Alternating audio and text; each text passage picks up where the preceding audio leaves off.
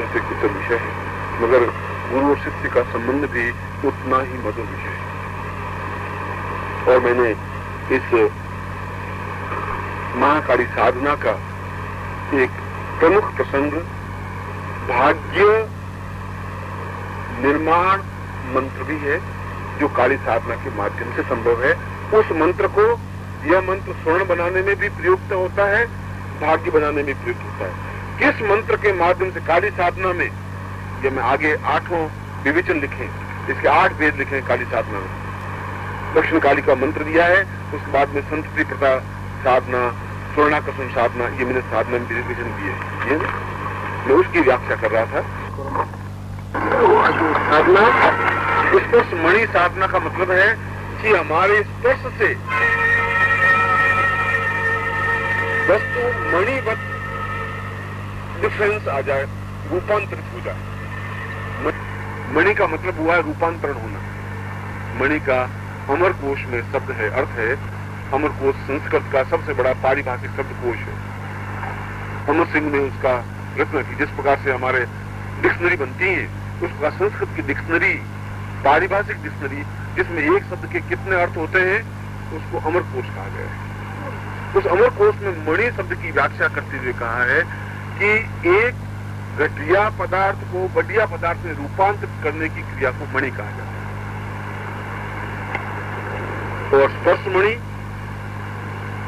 स्पर्श करने से, आपके प्रयोग करने से, आपके एक्टिव होने से, आपके क्रियाकलापों से जो एक पदार्थ को दूसरे पदार्थ में रूपांतरित कर दी जाए, वह साधना भी काली साधना के अंतर्गत है। और यदि वह साधना है तो ब्रह्मांड पर विजय है ही। ब्रह्मांड पर विजय का मतलब ये कि हमारे जीवन की जो आवश्यकता है, उन आवश्यकताओं की पूर्ति जिसके माध्यम से कर सके, धन के माध्यम से, यश के माध्यम से, पुत्र के माध्यम से, पौत्र के माध्यम से, जिसके माध्यम से, उस साधना को स्पर्श मणि साधना है। यह साधना स्वर्ण साधना में प्रयुक्त होती है, क्योंकि काली साधना के माध्यम से भी स्वर्ण बनाने की पद्धति है इस मंत्र में, जो मंत्र मैंने दिया है। मगर यह केवल मंत्र साधनात्मक मंत्र है, क्रियात्मक पद्धति विवेचन है। जैसा कि मैं पहले के जमाने में सारे व्यक्ति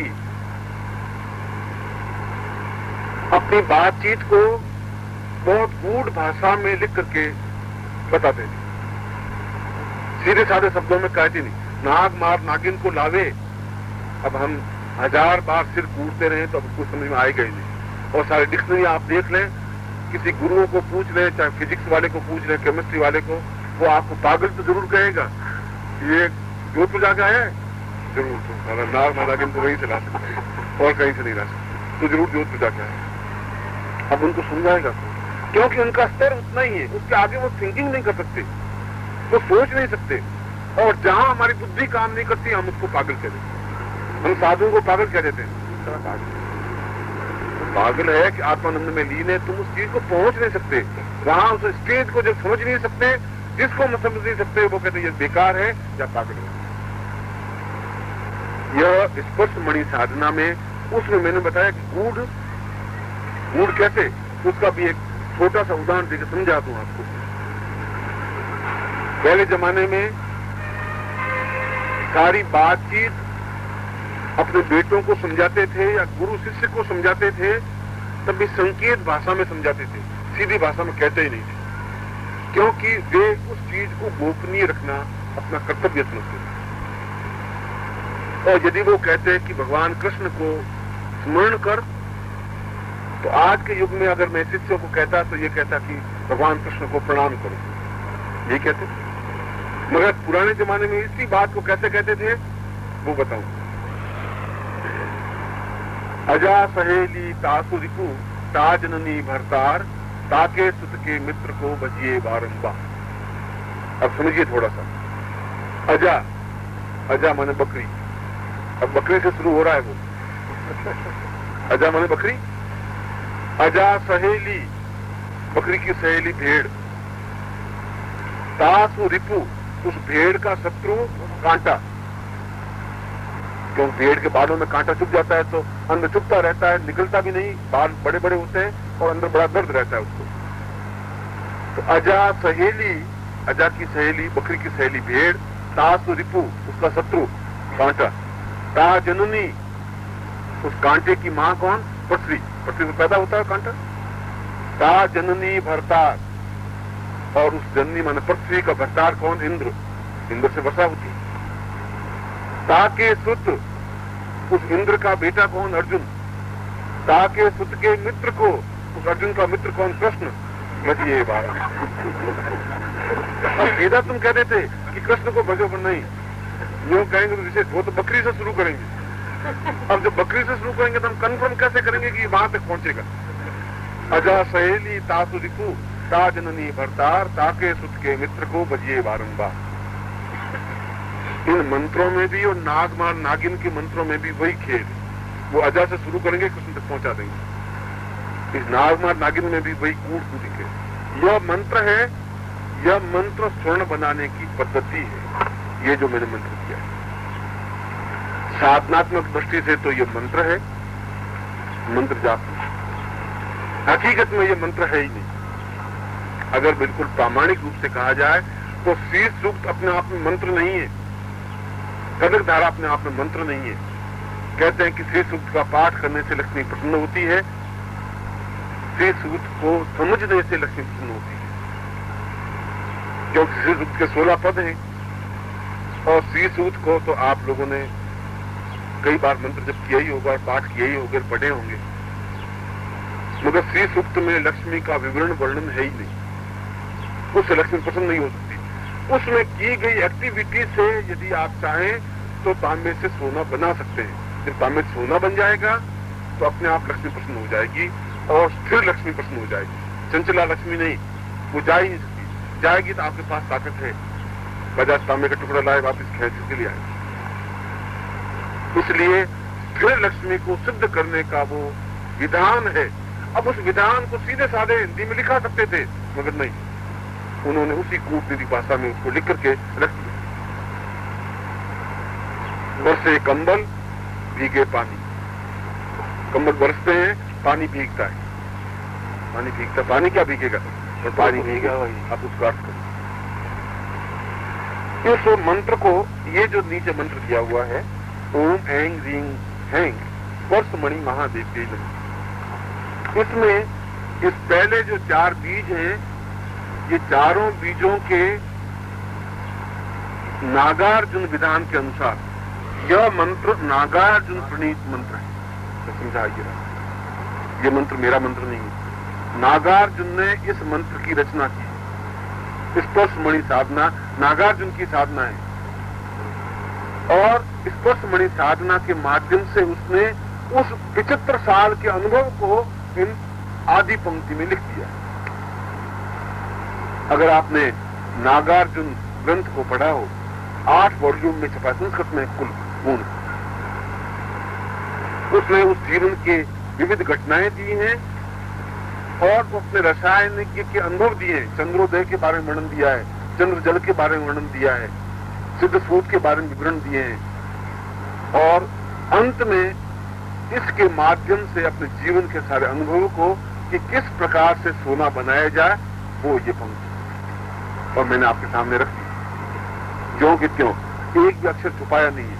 नागार्जुन ने जो लाइन लिखी है वही लाइन आपके सामने लिखी है। नागार्जुन ने उसमें लिखा है कि इस तरीके से ही मैंने स्वर्ण बनाया है। आपको भी मैं बता देता हूं किस तरीके से स्वर्ण बनाना है। उसने इसका स्पर्शमणि साधना नाम दिया, मैंने भी इसका स्पर्शमणि साधना नाम दिया। उसने बताया कि महाकाली साधना के, क्योंकि वो महाकाली का उपासक है, वह काली का उपासक है नागार्जुन। उसने महाकाली साधना के अंतर्गत इसको रखा, मैंने भी महाकाली साधना के अंतर्गत। यदि आप इस मंत्र को समझ लेंगे तो निश्चित रूप से स्वर्ण बना सकते हैं। इसमें कोई स्वर्ण बनाना बहुत बड़ा हुआ नहीं है, कोई मिठाई बनाना बहुत बड़ा हुआ नहीं, मगर जिसको नहीं बनाना आता उसके लिए बहुत बड़ा हुआ है।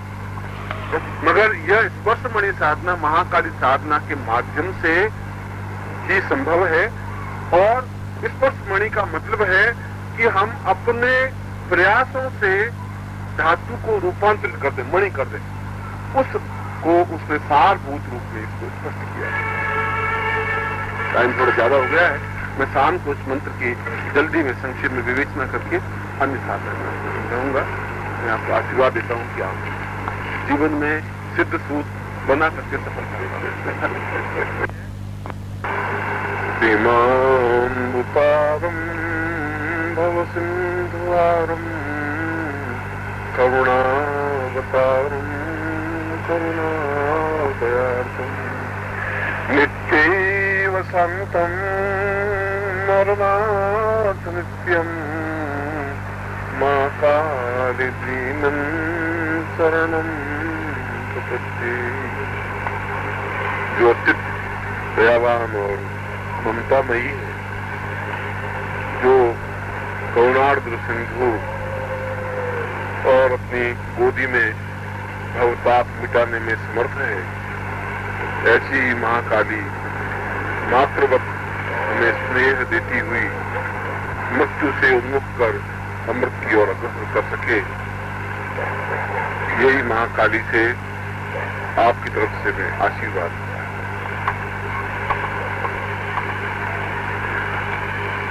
महाकाली के इस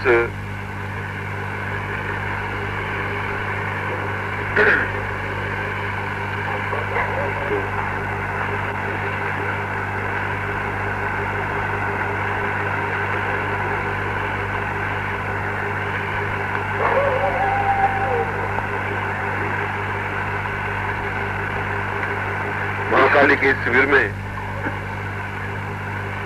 हमने महाकाली के संस्कृत मंत्रों और वैदिक मंत्रों, साबर मंत्रों की विवेचना की। और यदि आप तटस्थ भाव से जितना जो कुछ ज्ञान इन 5, 6, 7 दिनों में आपको मिला है, इसको यदि एक लेखक सुंदर ढंग से पुस्तक के रूप में लिखे तो इस पुस्तक का मूल्य 50 रुपए से कम आज के युग में नहीं होता। और यदि किसी पुस्तक को, किसी साहित्य को आप, किसी साधनात्मक ग्रंथ को आप पढ़ें तो उसमें किसी एक तात्विक निरूपण का तो चिंतन होता है, मगर इतने विविध आयामों पर, इतने विविध रूपों पर, इतने विविध बिंदुओं पर उसमें विवेचन नहीं होता। ये 7 दिन एक प्रकार से 7 पुस्तकों के रूप में हमारे सामने है। यह शिविर अपने आप में एक ग्रंथ है। यदि इसकी महत्ता और मूल्य आंक सके, शायद आज आप नहीं आंक सकेंगे। इस ज्ञान का और इस साहित्य का जो कुछ मैं दे रहा हूं, इसका मूल्य भी आज शायद नहीं आंक सकेंगे अपन। मगर यदि साधनात्मक और ज्ञानात्मक स्तर पर कभी पहुंच पाए, तब आप इस पूरे विवेचन का, इस पूरे सार का, इस पूरे ज्ञान का जो कुछ आपको इन दिनों में प्राप्त हुआ है विविध रूपों में, तब आपको इसका मूल्यांकन ज्ञात हो सकेगा। इसका मूल्यांकन आपको तब ज्ञात हो सकेगा कि जब आप किसी सिद्ध योगी के पास भिक्षा के लिए जाएंगे, मुझे कुछ ज्ञान दें काली के साधना के बारे में या अन्य साधना के बारे में, तब आपको एहसास होगा कि कितनी कठिनाई के साथ में, कितनी मुश्किल के साथ में उस ज्ञान का कुछ तंतु मिलता है। ये सारी चीजें मैं इसलिए आपके सामने रख रहा हूं कि ज्ञान को केवल पुस्तकों में लिपिबद्ध करने से कुछ नहीं हो पाएगा। यह मैं कई बार अपने शिष्यों को कह चुका हूं कि जब तक आप में कोई तड़प और बेचैनी पैदा नहीं हो जाएगी, जब तक उसके पीछे आप पागलों की तरह लग नहीं जाएंगे, तब तक वह वस्तु प्राप्त नहीं हो पाएगी। चाहे वह साधना हो, चाहे वो ज्ञान हो, चाहे वो आयुर्वेद हो, चाहे वो किसी प्रकार का कोई तात्विक निरूपण हो। केवल इन 5-7 दिनों में यदि आपने उस कागज को लिख करके कॉपी में लिख के रख दिया या टैप को रिकॉर्ड करके रख दिया और उसके बाद में आप उसको भूल गए, तो ये सब कुछ किया कराया एक प्रकार से व्यर्थ, कोई अर्थ नहीं है। अर्थ तो तब है जब आप इस छोटे से और कहा जाए बहुत बड़े ज्ञान को मैंने बहुत संक्षेप में आपके सामने रखा है, मगर स्पष्टता के साथ रखा है। कहीं उसमें छुपाया नहीं है, कहीं उसमें न्यूनता नहीं बढ़ती है। मगर कोई भी चीज जब तक हम प्रैक्टिकल रूप में नहीं करेंगे तब तक उसकी सिद्धि और सफलता नहीं मिल सकती। जब तक हम उसको प्रैक्टिकल जीवन में उतारेंगे नहीं तब तक उसका महत्व और मूल्य भी नहीं आ सकेंगे। या जो भी आपका जीवन आगे के वर्षों में है, यह जीवन एक घिसा पिटा जीवन नहीं रहे। उस घिसे पिटे जीवन का कोई अर्थ नहीं है। जीवन तो अपने आप में मेरी दृष्टि से भाण की 4 पंक्तियां, भाण एक महाकवि हो चुका है भोज के समय में, और उसने अत्यधिक सुंदर 4 पंक्तियां लिखी हैं। मेरे जीवन की तो वो पाथे हैं, एक रास्ते है, मार्गदर्शक है। तो 4 पंक्तियों में उसका है तो अपभ्रंश में, क्योंकि भाण अपभ्रंश का कवि हुआ है।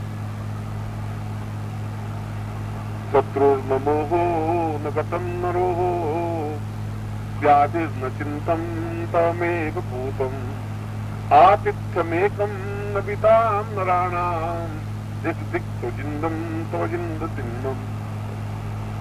उन्होंने कहा कि उस व्यक्ति का जीवन धिक्कारमय है जिस व्यक्ति के जीवन में 100 शत्रु नहीं है, और उस व्यक्ति का जीवन तो बिल्कुल धिक्कारमय है जिसको कम से कम 100 लोग गालियां नहीं देते। उस मां को ऐसा पुत्र पैदा ही नहीं करना चाहिए जो, और जिस व्यक्ति की, जिस बालक की आलोचना नहीं होती, जिस व्यक्ति के 100 शत्रु हों और 100 उसके मित्र हों, 100 उसकी प्रशंसा करने वाले हों और 100 उससे भयभीत होने वाले हों, ऐसे व्यक्ति का जीवन ही नहीं है। ये बात मैं इसलिए कह रहा हूं, आलोचना उसकी होगी जो कुछ नवीन करेगा। जो किसी पिटी जिंदगी में जीने वाला है उसकी कोई आलोचना नहीं होगी, उसकी कोई प्रशंसा नहीं होगी, उसका कहीं नाम होता ही नहीं, इतिहास में उसका उल्लेख नहीं होता, और जो इतिहास में अपने हस्ताक्षरों को लिख नहीं पाता उसका जीवन अपने आप में व्यर्थ है, बेमानी।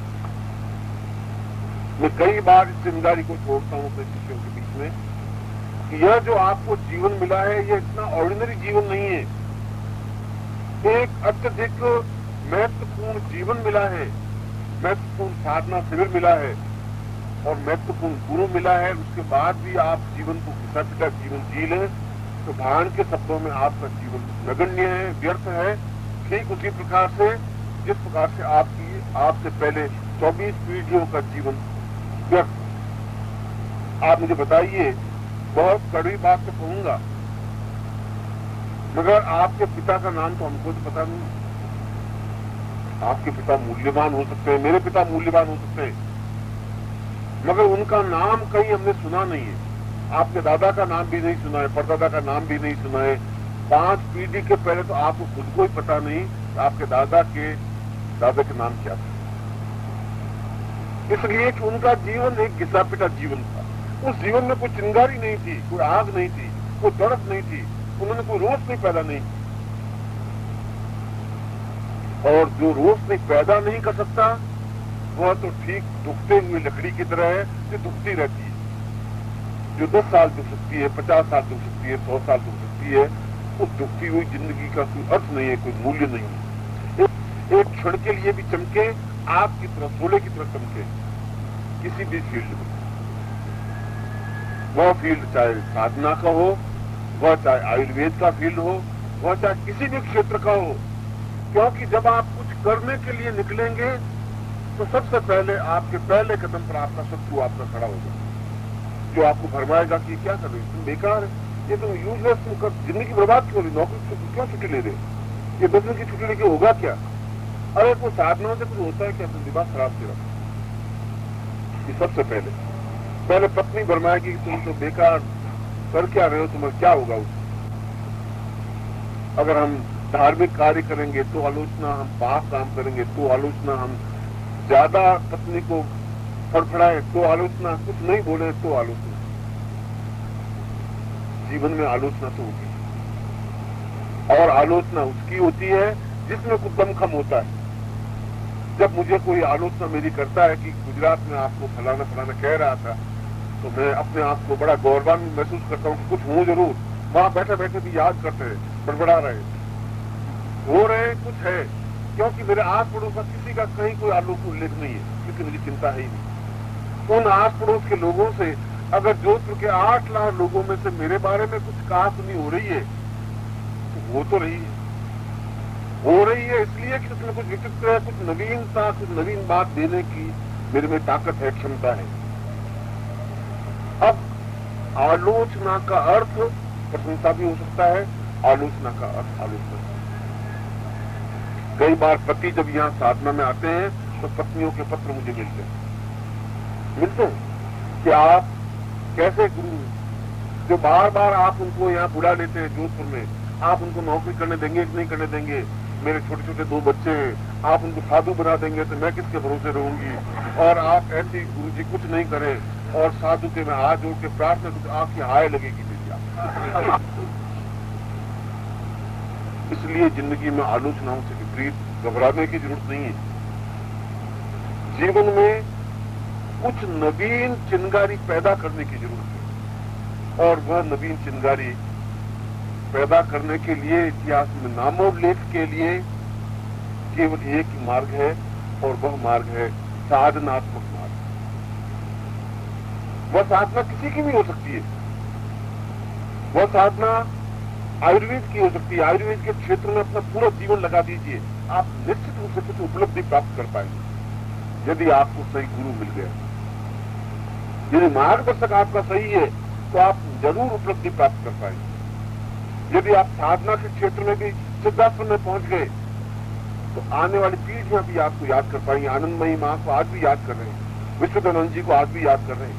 अभी तो कुछ साल पहले की बात है, उनके बेटे पोतों की वजह से आनंदमयी को मां को नहीं याद कर रहे हैं, क्योंकि उन्होंने अपने जीवन में एक मामूली से किसान की लड़की, और जीवन में प्रारंभिक अवस्था में जिसको वैधव्य जीवन भोगना पड़े, वो अपने प्रयत्नों से सिद्धाश्रम तक पहुंच जाए, उससे बड़ी उपलब्धि क्या हो। और विशुद्धानंद एक मामूली सा व्यक्ति जिसको पूरी साधनात्मक रास्ता ज्ञात नहीं, वह सिद्धाश्रम तक पहुंच सकता है। और शंकराचार्य जिसने 32 वर्ष की अवस्था में जिसका देहांत हो गया, और जब पहली बार उसने संन्यास लिया तो दक्षिण के पंडितों ने, उसके पूर्वजों ने, उसके आसपास के भाइयों ने, संबंधियों ने कहा कि ये जाति से बाहर हो गया, धर्मच्युत है।